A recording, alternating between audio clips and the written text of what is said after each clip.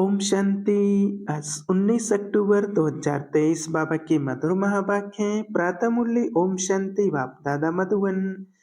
मीठे बच्चे, पढ़ाई कभी भी मिस नहीं करना। पढ़ाई का शौक तब रहेगा जब पढ़ाने वाले बाप में अटूट निश्चय होगा। निश्चय बुद्धि बच्चे ही सर्विस कर सकेंगे। प्रश्न: बाप दादा को बच्चों की कौन सी बात सुनकर बहुत खुशी होती है? उत्तर: जब बच्चे सर्विस समाचार का पत्र लिखते हैं, बाबा आज हमने फलाने को समझाया, उसको दो बाप का परिचय दिया, ऐसे ऐसे सेवा की, तो बाबा उन पत्रों को पढ़कर बहुत खुश होते हैं। याद प्यार व खुश खैराफत का पत्र लिखने से बाबा का पेट नहीं भरता। बाबा अपने मददगार बच्चों को देख खुश होते हैं, इसलिए सर्विस करके समाचार लिखना है। गीत चलो चले माँ सपनों के गांव में। ओम शांति। बच्चे जानते हैं कांटों से फूलों की दुनिया में जाना है। सतयुगी दुनिया को देवी फूल ही कहेंगे। कलयुग में मनुष्य कांटे में सल एक दो को तंग करते दुख देते रहते हैं। तुम बच्चे अब खुश होते हो कि चलो अब हम अपने उस देवी फूलों के सुखधाम में चलें। चलने का भी राज समझना है। चलेंगे तब जब अच्छी रीति पढ़ेंगे। पहले तो निश्चय चाहिए पढ़ाने वाला कौन है। यह बातें कोई वेद शास्त्र आदि में लिखी हुई नहीं है। भल गीता में राजयोग लिखा हुआ है। रजाई के लिए पढ़ाई है तो जरूर रजाई सतयुग में देंगे। पहले तो पढ़ाने वाले का निश्चय चाहिए। यह कोई साधु संत मनुष्य तो है नहीं, यह तो है निराकार सब आत्माओं का बाप है। परमपिता परमात्मा जिन्हों को कल्प पहले मुआफिक निश्चय होगा होना, उन्हों को ही होगा। तुम देखते हो फूलों की दुनिया स्वर्ग में चलने के लिए हर एक का अपना अपना पुरुषार्थ है। पहले जब निश्चय हो तो झट पढ़ाई में लग पड़े। शास्त्रों में कृष्ण भगवान वाच्य लिख दिया है, साथ साथ लिखा भी है रुद्र ज्ञान यज्ञ। अब यह तो ज्ञान की बातें हो गई। मनुष्यों ने फिर श्री कृष्ण को काठ की मुरली दे दी है। गायन भी है ना, तेरी मुरली में जादू है खुदाई। अब काठ की मुरली में तो जादू खुदाई हो ना सके, वह तो मुख से मुरली बजा सकते हैं। श्री कृष्ण का बचपन ही दिखाते हैं, आपस में खेलते कूदते रहते हैं। यह बातें बड़ी समझने लायक हैं। यह तो बच्चे समझ गए हैं कि यह बरोबर राजयोग है, अर्थात रचाई प्राप्त करने की पढ़ाई कराने वाले के साथ योग। यह सम्मुख आकर पढ़ते हैं, इसमें काठ की मूली की कोई बात नहीं। यह बातें ही निराली हैं। यह किसको भी पता नहीं है कि यह निराकार स्वयं भगवान आकर पढ़ाते हैं। श्री कृष्ण के लिए भी कहते हैं उनकी मुरली में खुदाई जादू है, तो खुदा और हो गया ना। श्री कृष्ण को खुदा नहीं कहेंगे, खुदा तो खुदा ही है। उनको ही जादूगर कहते हैं। जादूगर स्वयं आकर जादूगरी दिखलाते हैं, साक्षात्कार कराते हैं, फिर भी उच्च पद प्राप्त कराने के लिए पढ़ाते हैं।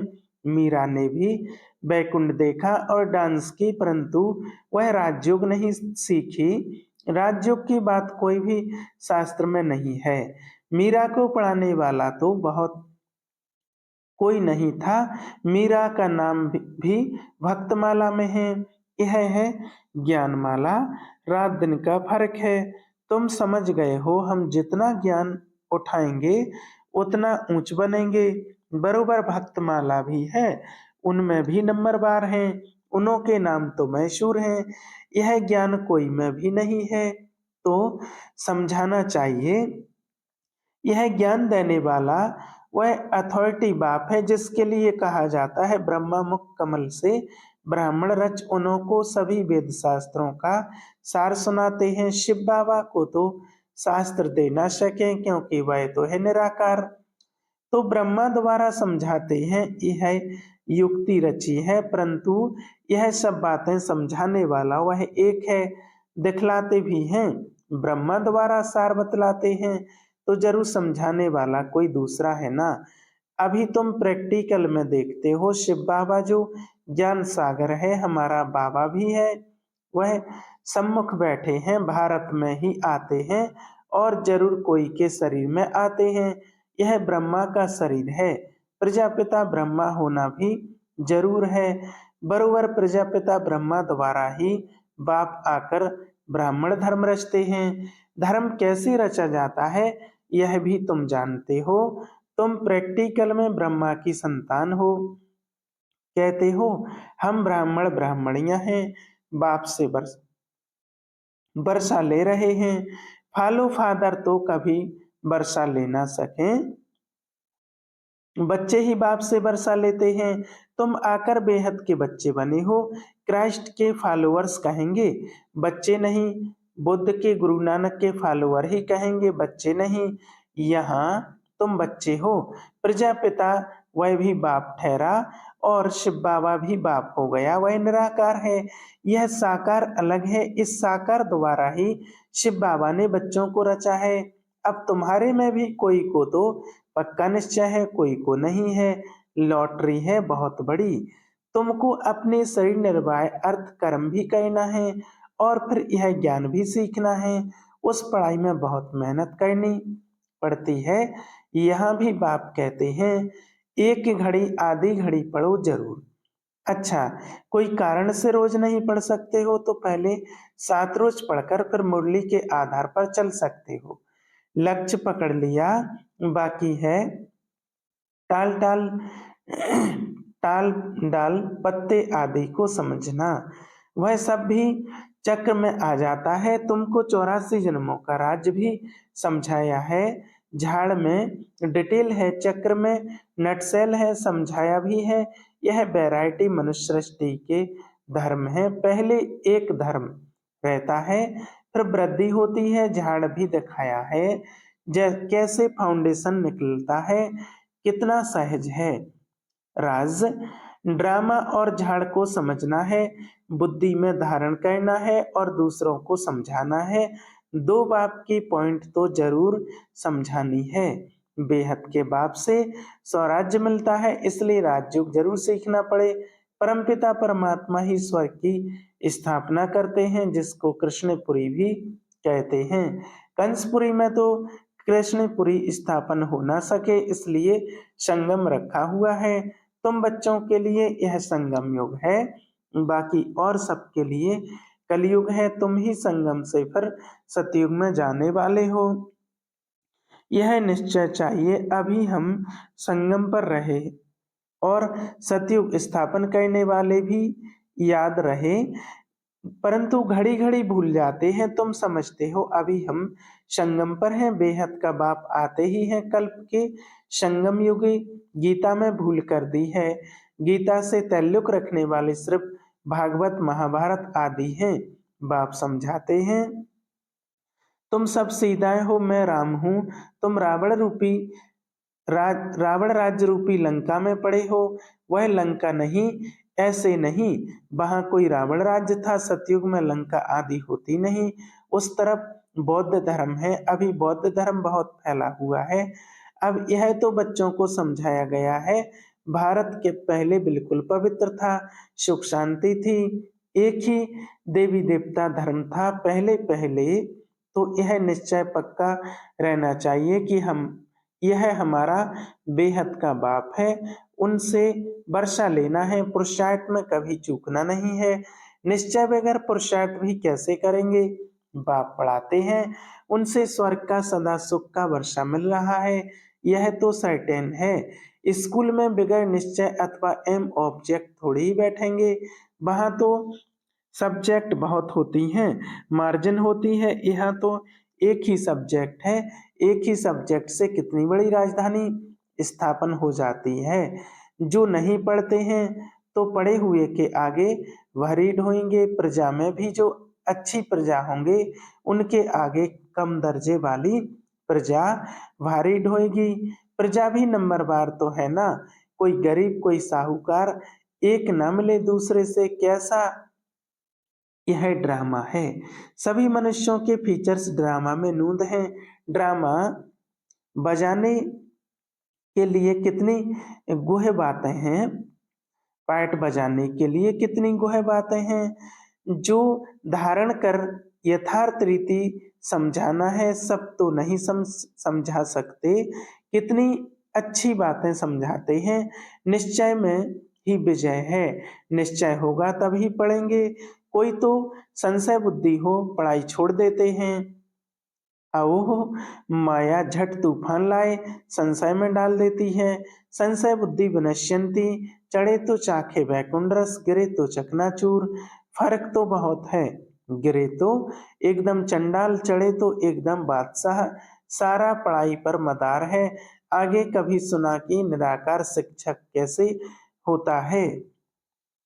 अभी शिव बाबा द्वारा तुम सुनते हो, तुमको निश्चय हुआ है मैं तुम्हारा बाप हूँ, पतित पावन भी हूँ, नॉलेजफुल भी कहते हो। नॉलेज से चक्रवर्ती राजा बनना है, यह निश्चय होना चाहिए ना।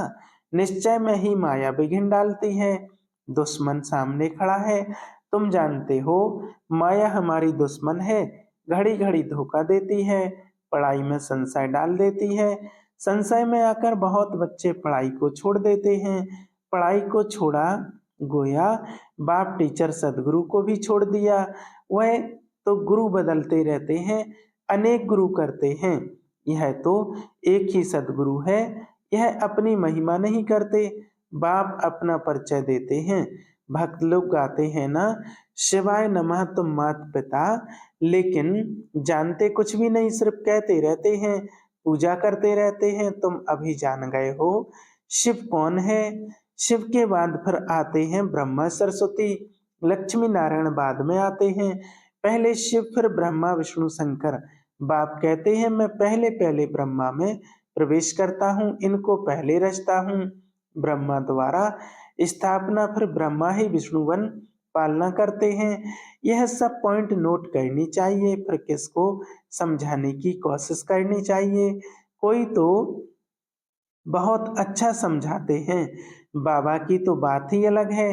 कभी शिव बाबा समझाते, कभी यह भी समझाते हैं। तुम हमेशा समझो शिव बाबा समझाते हैं, शिव बाबा को याद करने से विकर्म विनाश होते हैं। तुम समझो शिव बाबा इन द्वारा नई नई पॉइंट सुनाते हैं, बड़ा युक्ति से समझाते हैं, तो बच्चों को समझाना भी चाहिए। पहले तो निश्चय कहना है, 7 रोज में भी रंग अच्छा लग सकता है, परंतु माया भी बहुत तीखी है ना। पहले पहले तो निश्चय बैठे कि बाप परमपिता परमात्मा स्वर्ग का रचयिता है, तो जरूर उनसे ही राजयोग सिखाया होगा। श्री कृष्ण ने सिखला ना सके, उनका आना ही सतयुग में होता है। स्वर्ग का रचयिता शिव बाबा है। अगर कोई कहे श्री कृष्ण के तन में आया, परंतु श्री कृष्ण तो उस रूप में आ न सके, उनका आना ही सतयुग में होता है। बाबा किसी के गर्भ से तो जन्म नहीं लेता, इनके तन में प्रवेश कर इनका भी परिचय देता है कि इनका नाम ब्रह्मा हमने क्यों रखा। यही शुरू से लेकर अंत तक पाठ बजाते हैं। तुम्हारे भी बहुत अच्छे अच्छे नाम रखे थे, कितने बच्चों के नाम आए, बंडर है ना। फट से 2-250 के नाम आ गए, 2-250 के नाम आ गए। इतने नाम तो यहाँ के ब्राह्मण लोग दे न सकें। संदेशी फट से नाम ले आई। बेहद के बाप ने नाम रखे बंडर है। वंडरफुल बाप, वंडरफुल एम ऑब्जेक्ट। तुम सो राजाओं के राजा बनेंगे। लक्ष्मी नारायण का चित्र बड़ा क्लियर है, ऊपर में त्रिमूर्ति का चित्र बड़ा एक्यूरेट है। 84 जन्म भी जरूर लेने हैं। कलयुग का अंत, पतित सतयुग की आदि पावन। बच्चों को सर्विस का सबूत देना चाहिए। बाबा हमने भी यह छोटे छोटे पर्चे छपवाए हैं, ऊपर में शिव त्रिमूर्ति और 2 बाप का परिचय हो, यह पॉइंट जरूर होनी चाहिए। ऐसे ऐसे पर्चे छपवा कर खूब सर्विस करके समाचार देना चाहिए, तब बाप की दिल पर चढ़ेंगे।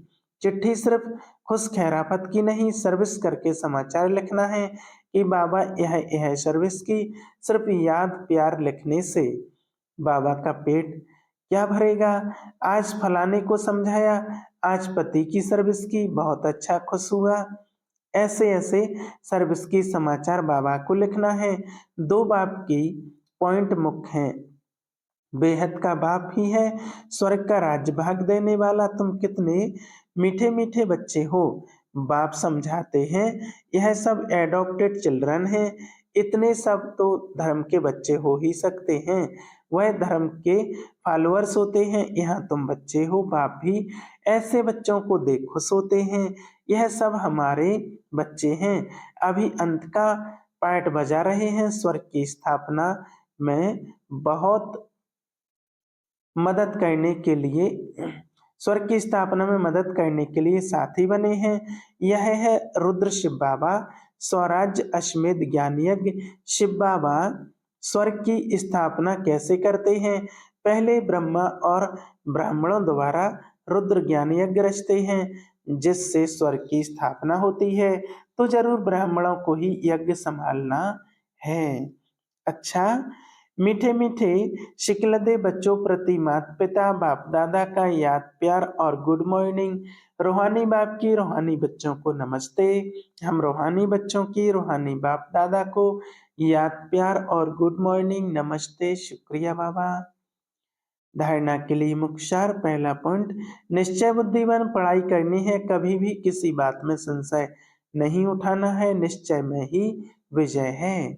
दूसरा, बाप का साथी बन स्वर्ग की स्थापना में पूरा मददगार बनना है, यज्ञ की संभाल करने वाला पक्का ब्राह्मण बनना है। वरदान, ज्ञान स्वरूप बन कर्म फिलोसॉफी को पहचान कर चलने वाले कर्म बंधन मुक्त भाव। कई बच्चे जोश में आकर सब कुछ छोड़ किनारा कर तन से अलग हो जाते हैं, लेकिन मन का हिसाब किताब होने के कारण खींचता रहता है, बुद्धि जाती रहती है, यह भी एक बड़ा विघ्न बन जाता है। इसलिए कोई से किनारा भी करना है तो पहले निमित्त आत्माओं से वेरीफाई कराओ, क्योंकि यह कर्मों की फिलोसॉफी है, जबरदस्ती तोड़ने से मन बार बार जाता रहता है। ज्ञान स्वरूप होकर कर्म फिलोसॉफी को पहचानो और वेरीफाई कराओ, तब सहज कर्म बंधन से मुक्त हो जाएंगे। स्लोगन, अपने स्वयं की सीट पर सेट रहो तो माया आपके आगे सरेंडर हो जाएगी। अच्छा, ओम शांति।